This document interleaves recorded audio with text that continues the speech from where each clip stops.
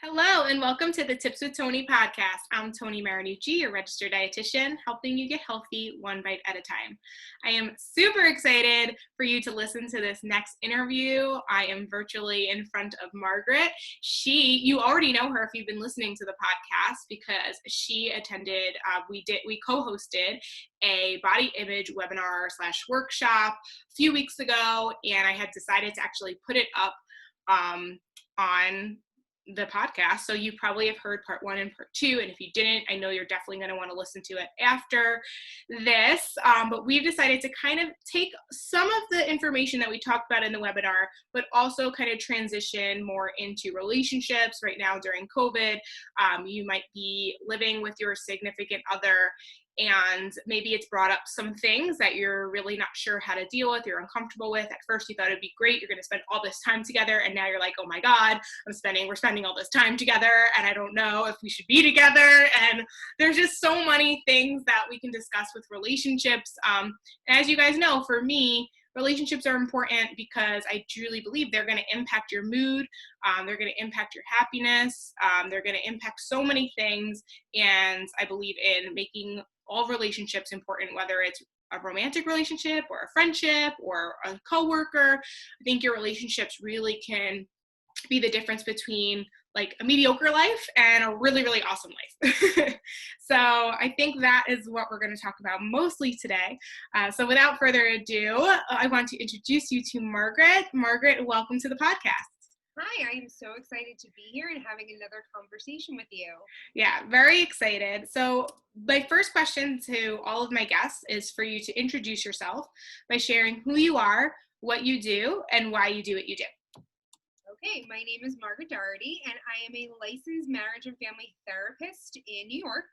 And I kind of fell into therapy after undergrad. I had no idea what I was going to do. I was an English major and a journalism minor, and was kind of like, I don't know what I'm going to do with those. So I kind of took the semester off because I graduated in the winter session, and I was like, let me just figure it out. And people started to say, well, you like to help people, we always go to you. And I had my own family stuff that had kind of gone on in high school and undergrad. And I looked up some programs, and Hofstra has a marriage and family therapy program. And I was like, this sounds great. And I don't think it was until after grad school, when I started actually doing the work, that the work became a passion. Mm-hmm. So I love having conversations with people on how to improve things, how to navigate through things. Like, life is really hard, and sometimes we just need a little extra support. And where you work with people on their food and their exercise and like how they need support in that, because they know how to do it, but sometimes they just can't do it on their own. They need that person to guide them. I kind of do the same thing in therapy. I listen to what their wants and needs are, and I work with them to build the best meaningful life for them. That's awesome. So through all of the years or the experiences that you've had through working with people with families, and particularly we're wanting to gear this conversation more towards like romantic relationships. So your partner, your spouse, what are kind of like the most common things that you see that maybe need some extra attention? So maybe some problems that they face, the most common ones. Are there, or is everyone different? So everyone comes in with a presenting problem. That could be infidelity. That could be issues with their sex life. That could be not spending enough time together, or they're trying to get pregnant, and what is their life going to look like as parents? So every presenting problem is different, but the underlying thing that I see is the communication is off. So they think they're communicating effectively, and they think they're being heard, and they think that things are getting through to their partner, and they're not. Right. So it's learning key communication tactics in order to have a shared meeting together. Because you and your partner are going to build a life together. Whether you get married, whether you don't get married, whether you have kids or don't have kids, you still have a life together as that unit. And if the communication is off and the ideas are not flowing and you're not being heard or validated, those other problems kind of come to the forefront. I love that. I always, the problem is never the problem. Like, Yeah. never, the problem is never the problem. And I learned that so much in, just in relationships, and realizing, like, and identifying and assessing kind of like why I'm mad and upset. And it's like, we're not mad that like the dishes aren't done. Like, that's not really why we're mad, I right? had a couple when I was in grad school, and for 3 weeks they came in and fought over a salad because he didn't make the salad for the dinner. And I said, you're not fighting about the salad. What are we fighting about? What are we, because their wants and their needs weren't being met. Right. She wanted him to just come in and make the salad to help out. And that's why she was upset. Not that he huffed and puffed while he made the salad. Right. Exactly. And I noticed too, a lot of times, like when I'm talking with clients and stuff, I just had a conversation earlier actually with one of my clients, and she was just saying, like, I just want him, it's like, I understand, like, this is my role and I have these tasks. I just would love for him to acknowledge, like, or to just check in, like, are you good? Like, I am okay. I can take care of myself, but I would love for him to just say, like, how you doing? Are you okay? Like, just the acknowledgement. And sometimes it's as simple as that, and just communicating. And, none of us are mind readers. And like, I feel like that's the hardest part, right? If you want something, you're gonna have to say it. Yeah. You mean we can't be passive aggressive? I feel like, and not to make this all about like how women mostly are, because I know that everyone has their different parts and all that, but I do find most women will like make a face or change their mood, or like just very passive aggressive ways of like thinking that somehow their partner is going to like read their mind and know why they're upset, and like it's something that happened a week ago. Right. And like, I do that myself. Yeah, I do too. So it's not even like I'm a like people think, oh, you're a couples therapist, your relationship must be perfect. And it's like, no, we have the same issues that everybody else has. I think the small difference will be that is I can catch it later on. Right. And kind of come to that conclusion on my own. Right. That, like, I was passive aggressive, and like I know better, I guess, but like I still do it because I'm still human. Correct. And so I think that's a really good point. And it sounds like, so what you do with couples is, in the beginning, it's really hard to even with the awareness of I need to communicate better, it's still challenging to do that. And it sounds like you're like the buffer or the middle person to help them. So, and also too, sometimes it's hard to put how you feel into words. And I feel like you help them to be able to do that. And I think something people are really good at is avoiding. So a lot of times, by the time couples get into the room, they've avoided issues for a really long time. And now it seems bigger. And now it's been going on for 5 years sometimes. And it's avoiding is easier than dealing with the issue. So sometimes, as I get to know couples and I see them for a couple of months and that trust is built, I will learn how to push to get them to say what they're really thinking. Because I can hear in their tone and in some of the things that they're saying what they mean. But the partner is usually on the defense because they don't want to seem like the bad person. And it's really slowing down this conversation and really listening to each other in a different way. And the number one thing that I teach clients is I statements. And they are so dang hard because it's taking you out. So if a wife's mad at her husband, well, I feel like you don't do A, B, and C. The husband is automatically going to get defensive because you're accusing them of something. You have to take that you out. I am feeling neglected in the way that our evenings go. So in the sense, like, the husband or the partner is on the phone all the time, right? Like texting, get off your phone, da-da-da-da. That's not going to work. Your partner's going to like, go F off. I'm feeling neglected in the evening, and in our shared time together is way different. Totally. I love that. It's always not what you say, but how you say it. I feel like that is like a lesson. Mom's right in that. Like, I'm hearing that, and I'm like, damn it, she was right. Yeah. So important. Yeah, so important. So that's a really good point. And I think you also mentioned earlier, like just before, that what couples often do is avoid. And I think it's part of like not wanting to make things a big deal, not wanting to rock the boat. But unfortunately, when you don't nip things in the butt, they build. And I think that's unfortunately, but it's not unfortunate. I feel like COVID has created this gigantic pause in our lives, and it kind of has forced those things to come, to the top, and like they've just surfaced, like, because when you live a very busy on the go sort of life and schedule, it's really easy to just like ignore, dismiss, oh, it's not that bad, like you get busy, you get distracted. But COVID really created this giant pause where you have to, like, it's just created this, it's honestly like where a lot of people realize their relationship with food needed healing, because for so often they use busyness and distraction as a way to not eat or not cope, and which we know is not, the healthiest to, as a way to cope. But then they're realizing, like, wait a minute, I can't keep this up. Like, I can't always keep a busy schedule, and that can't be the way that I deal with my relationship with food. Like, and so it's kind of forced them to go deeper with it and to realize, like, okay, this is a bigger issue than I thought. And I think that's a lot of what the couples have been experiencing over the past few months. Would you agree?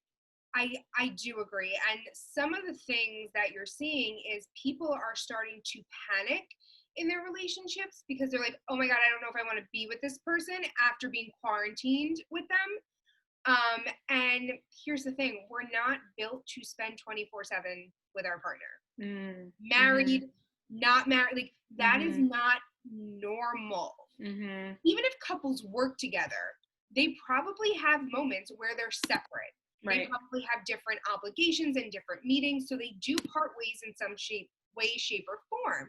But now you are in your home 24/7 with nowhere to go. Things are going to pop up.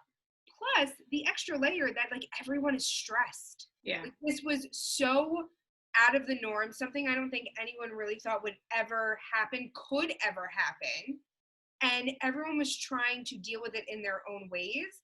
And for some couples, this might have been the first crisis that they've ever really had to deal with. Yeah, totally.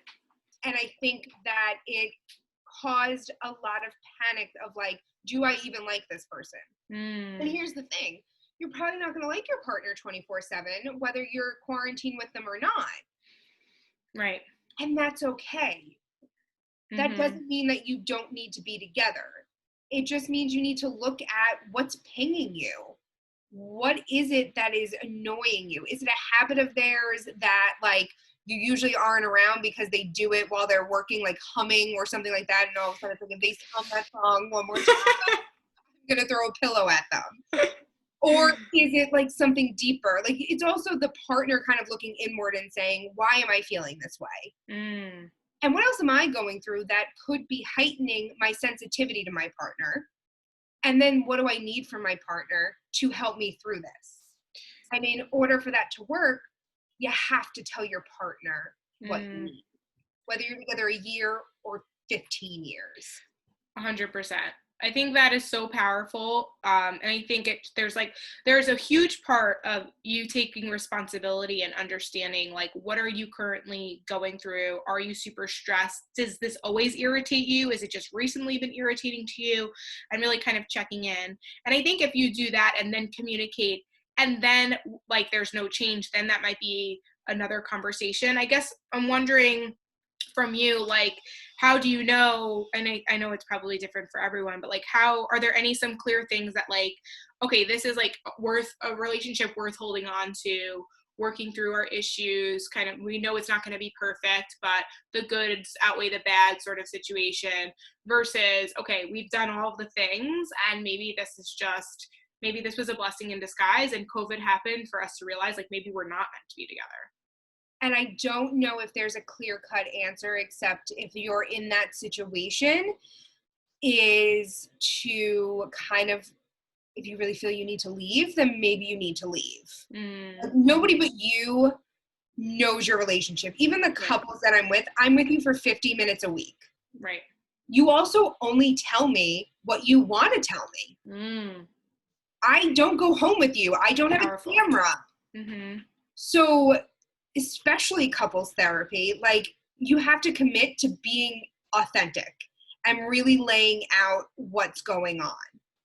I would say if you're being abused in any way and you've come to a moment of, okay, this is abuse and like this is toxic and not healthy and you want to leave, I think you should leave. I think you should reach out to the supports to leave if it's a dangerous situation. If you've been working on it and working on it and working on it and nothing is changing and you can't live like that anymore, that's usually a sign that it doesn't work. Couples come to couples therapy to break up. That does happen, that they're like, we're at this crossroad and we think that it's best, but like, how do we even do that? Right. Like, especially if like kids are involved, probably, right? Kids involved, property involved, or even just like, I thought this was it and I thought I found the one and like, we care for each other, but it's also not working in this way that like both of us aren't happy. And that's a really good point. I actually talk about that in my book where, you know, I think when we just like, it's this, there's a saying I say, like, just because it's working doesn't mean it works. So it's like, you can have a friendship, you could love each other, you could care for each other, and like, it could be tolerable, but like, is that truly, do you really like want to settle for that? Or would you rather have something where you're like really, really happy and confident and clear that like, this is the person you want to spend the rest of spend your time with, right? Rather than kind of just like, we've done all the things and like, we're good as friends, but maybe we're just not good as romantic partners. And like, people and that's okay. Failure. And it's not. That's like a really awesome thing to realize, like, okay, just because you have all the check boxes of like the house, the car, the good jobs, you know, you get a lot, like, that's okay. But like, if there could be just that something's missing and you've tried to like bring it back and it's just not coming back. And it's like, then if you both can agree with that, it's time to let go. Right. And one of the big things that I see in couples is they're bidding for each other's attention. And the other partner is not acknowledging it. So if one partner is continuously bidding for your attention, even if it's so much as like, oh, look at that car out the window. And your partner looks out the window and goes, okay, yeah, cool car. And like gets back to what they're doing. Versus, oh my God, that's the kind of car that we had on our honeymoon when we rented a car, and like engaging.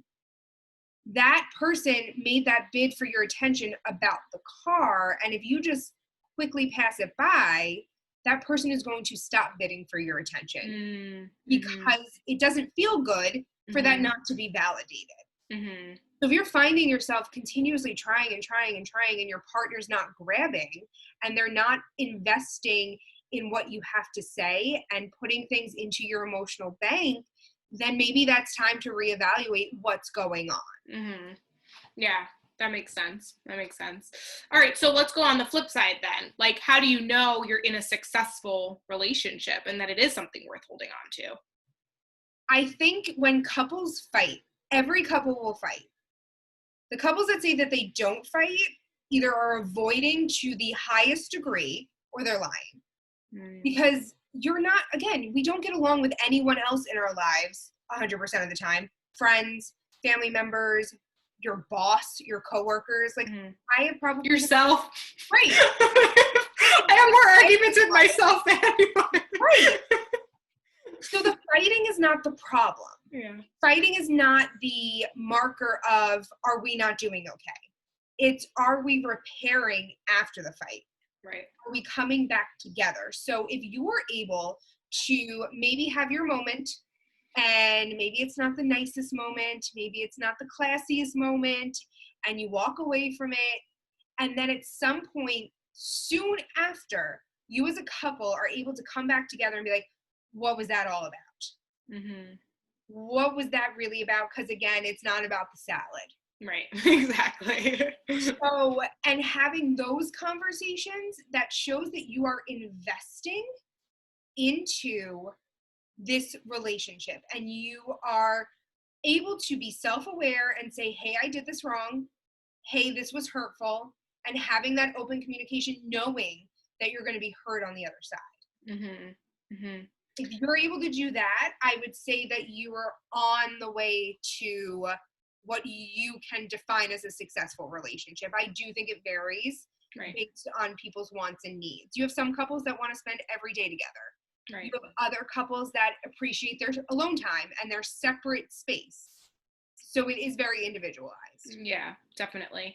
And then you have couples where I feel like there's someone who's like wants to fix it right then and there, and the other person needs like time to just like gather their thoughts and like have alone time, like, and like it's learning the balance to respect each other, so it's not like you can't take a week to calm down for like a little fight, but you also they might need a day.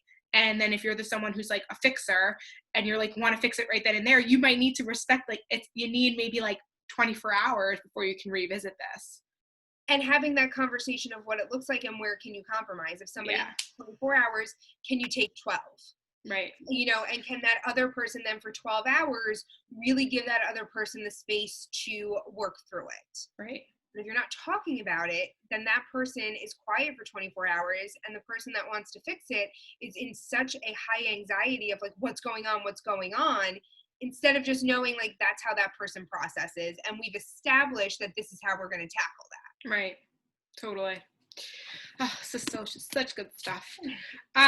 So one thing that I was wondering is if you noticed, and I think this might come back to like body image stuff, and I would like it to kind of like, because I've noticed that some of the trends in COVID in relationships, I know a lot of women have come to me feeling really insecure in their bodies, maybe have gaining weight, and knowing that it's like it has been impacting, they're wanting to, they don't want to have sex. Like they just don't want the intimacy. They just don't feel good about themselves. Like, and I'm sure men are feeling it as well. So have you noticed that trend as well and experienced it in like what kind of things like in your practice, and like what kind of things have you been able to kind of help your clients with who have been experiencing those?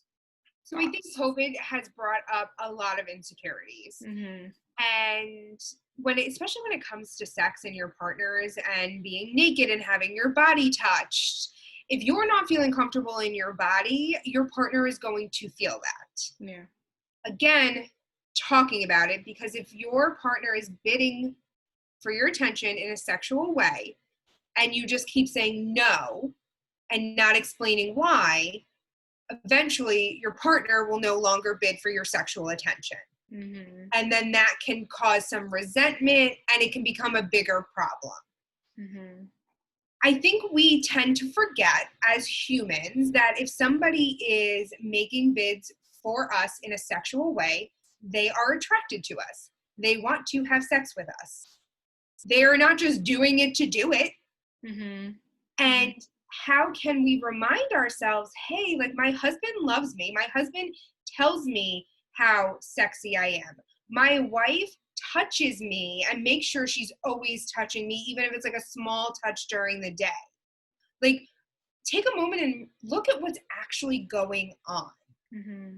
And if you're feeling insecure, say to your partner, like, I am upset that I've gained some weight. And I also know it's been a crazy year and like everyone almost has gained a few pounds, and it's feeling like, oh crap, I have to put jeans on now when I was in leggings for 4 months. Mm-hmm. And really working together and knowing that if your partner has a problem with your body, what is actually going on, and has that been a theme before? And does your partner really have a problem with your body, or do you have a problem with your body? We project. Yeah. So if we don't feel comfortable in our body, we assume sometimes, well, how can my partner find me attractive? Mm-hmm. And that's a really common thing. That's so common. Oh, yeah. I mean, the women that I work with, I can't COVID even tell you, COVID or not, exactly. COVID or not, just in general, it's 100% how they feel about their body gets projected. And I always ask them, has your husband ever said that to you? Has your husband ever said, I don't want to have sex with you because you've gained 10 pounds or whatever? And the answer is always no. Like, and if the answer is yes, that is a bigger issue. And that is something that definitely needs to be addressed, probably in therapy. Like, because if someone there's a difference of them, your partner, it's different than like, I feel like if you're just, it's just a fling sort of situation. It really is just about that one thing, and you're looking for that. But if like it's your partner that you've been with for 2 years, let's say, and now they're unattracted to you anymore because you've put on 10 pounds, there's something wrong there. And it's probably not the weight, right? It's not always the presenting problem. Correct. That's a really easy thing for somebody to latch onto and use and avoid what else is really going on. 100%. Oh my God. And we can go even deeper down a rabbit hole with that. That's like my whole childhood. I thought I was upset about my weight, but I was upset about so many other things. And I just blame my weight because people told me I was overweight, told me I was fat. So I was like, oh, this must be the reason why I'm unhappy, because that's what the world sees. But that is not why I was unhappy. I was unhappy because I was unheard, and there was chaos in the home, and there was just a lot of craziness. And I just never felt like I was really truly being seen, and once again, it was about being, that validation and being heard and being seen. And so that's such a good point. It's so true. It's that it's usually that it's not about the weight. And I think that's a COVID weight in general. People that have gained weight during COVID, it's easy to focus on that when it's, what did you go through for 4 to 6 to 7 to continuing months that was intense and scary and overwhelming? And okay, I'm going to focus on the 10 pounds that I gained so that I don't have to process all of those scary feelings. That maybe led me to eat a little more. That maybe led me to take comfort in that. And if I took comfort in that, why wasn't I able to talk to my partner about it? Were we communicating about our fears around this? Were we understanding where we stood? Because I think, especially with something like COVID, everyone has their own personal stance on it. True. And even if you are a married couple with shared meeting and everything looked great, you then had this health pandemic come into your lap. And maybe those are two things that you differ on that you never realized because we've never gone through it. So it's like, it's always looking deeper. And I think as a couple therapist, I work in order to help them be heard in the room, teach them skills in the room, so simple as you're having a conversation and one is the listener, one is the speaker. You cannot interrupt. If you are the listener, you can write questions down so you don't forget. But then when the speaker is done, the listener is to repeat to the speaker what they heard and ask if they were right. Because I think so much, we could get 80% of what somebody says. But in that 20% that we misunderstood or we don't hear and we don't fix that, that's where things get lost. So then that gives the speaker the opportunity to then be like, you got A, B, and C. Thank you for listening. But can I go over D and E again because you missed that? And that D and E could be the make or break of like a really big situation. And couples always kind of go, are we going to have to do this the rest of our lives? Like, take notes. And I'm like, no. At first, yes. And then it becomes like second nature. It's a habit that we learn. And then you just learn to be a better listener and actually listen and not listen to answer. Yeah, we were just talking about that before we started recording. That's like just super common. We're not going to talk about politics, but like that is common in politics. Nobody is like actually listening to hear and then to respond. Everyone is just like on the defense. It's exhausting. And I think we saw that last night, possibly, maybe. Yeah.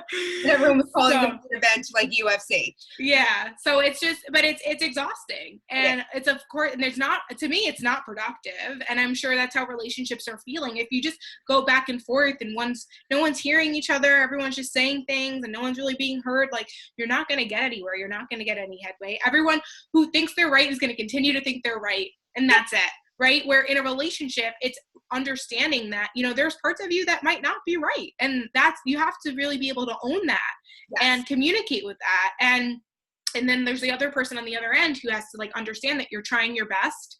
And, you're not perfect. We're not perfect.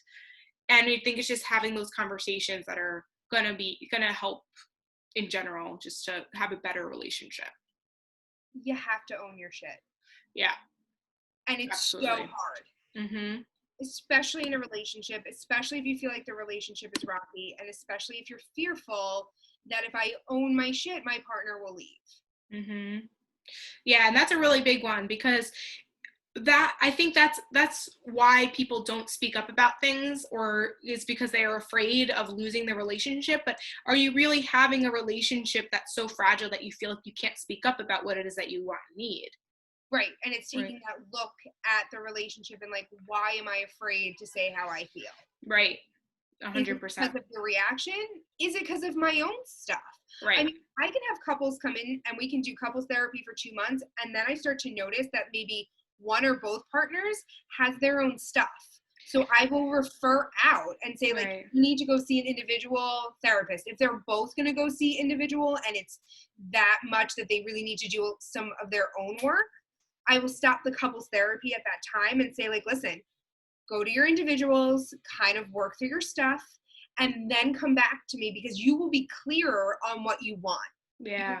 Clearer of your values and what you want this relationship to be, and then we can do the work. Right. That's such a good point. That's such a good point.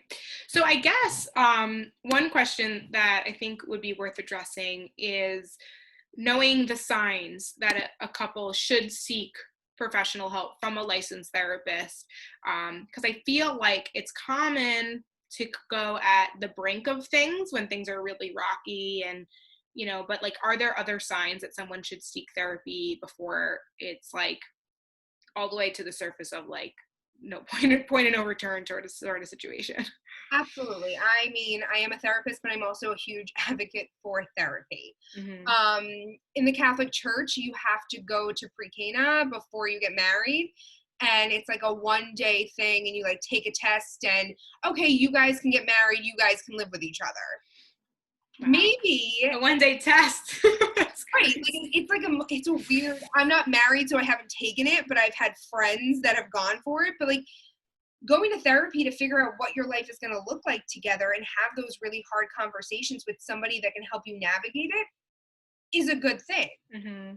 If you're having trouble communicating with each other, or one person is really going through something that is bleeding into the relationship, go to therapy. Mm-hmm. It doesn't have to be a huge problem. It could just be we are not hearing each other and we need to learn how to hear each other.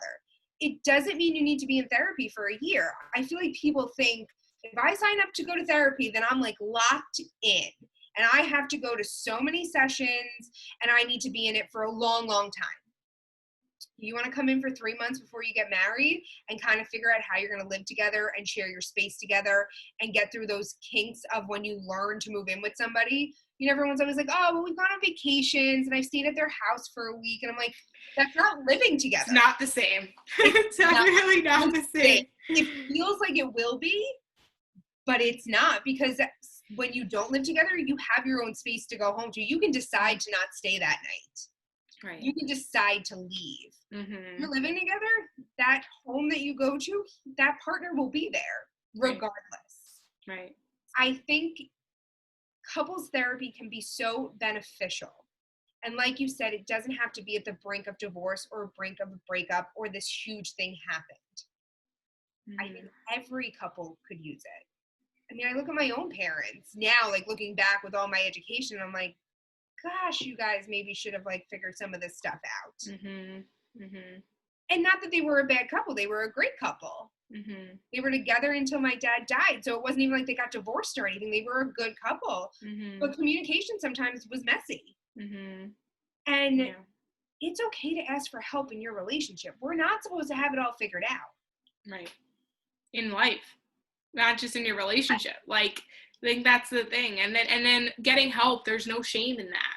You know, I've done so many podcasts. I've probably like bored people at this point, but like, going to therapy is worth it. And I don't want to desensitize the fact that I'm sure someone, just like people have seen dietitians and they've seen nutrition coaches that have literally just like let them down, and it was a terrible experience. And so obviously they're resistant to go again or to hire again. But it's just knowing that that maybe that person wasn't a good fit, or maybe you weren't looking for the right thing.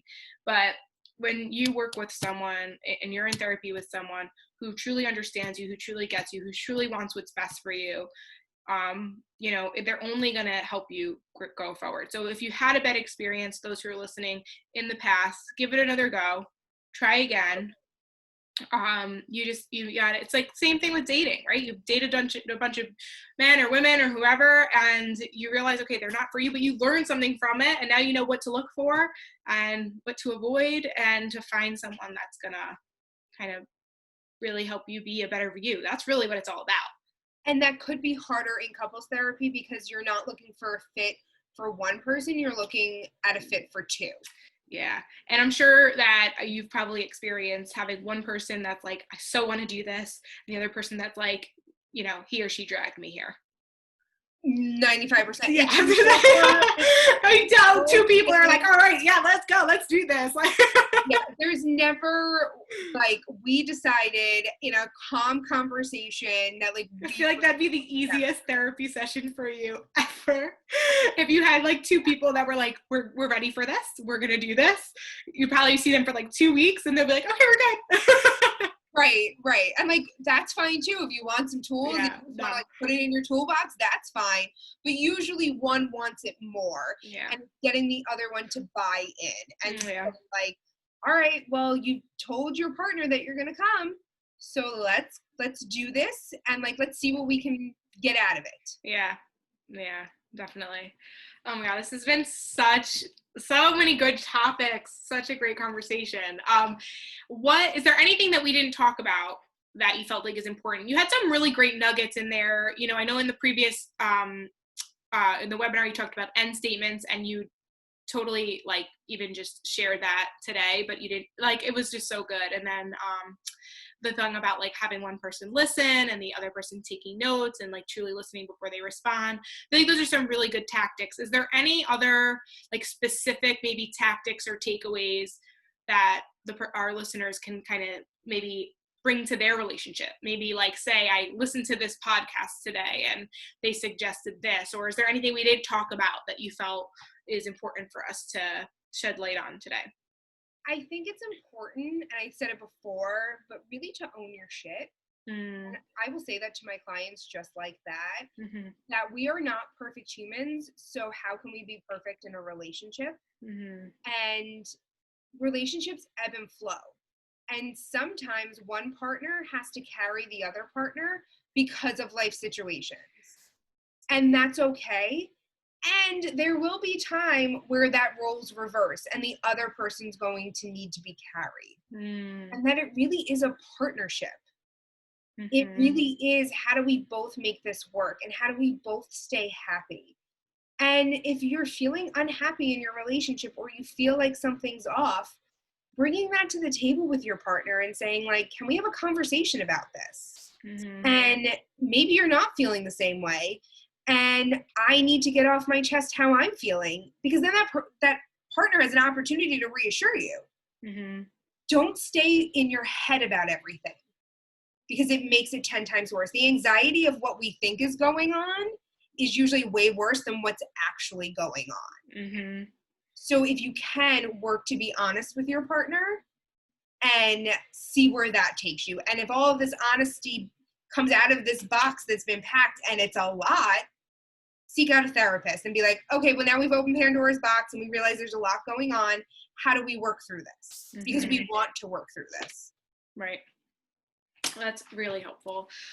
Margaret, thank you so much for all your amazing knowledge bombs. This was an awesome interview. I know that our listeners are going to love it. Where can people find you and connect with you? And if they live in New York, work with you? So I can see anybody in New York State based on telehealth, which has been the nice part of COVID for therapists, because I am based in Levittown, Long Island. So I am seeing in-person clients.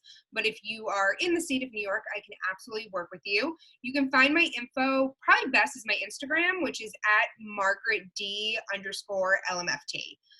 So I am on there. I think my phone number and my email is on there, and you can reach out that way. Awesome. So that will be in the show notes. And if you guys enjoyed this episode, please let Margaret know. Take a screenshot of it, share it on your story, tag me, tag Margaret. And if you're not already subscribed to the Tips with Tony podcast, definitely hit that subscribe button. A new episode comes out every Monday and every Wednesday. As always, thank you so much for listening. I'm Tony Marinucci, helping you get healthy one bite at a time.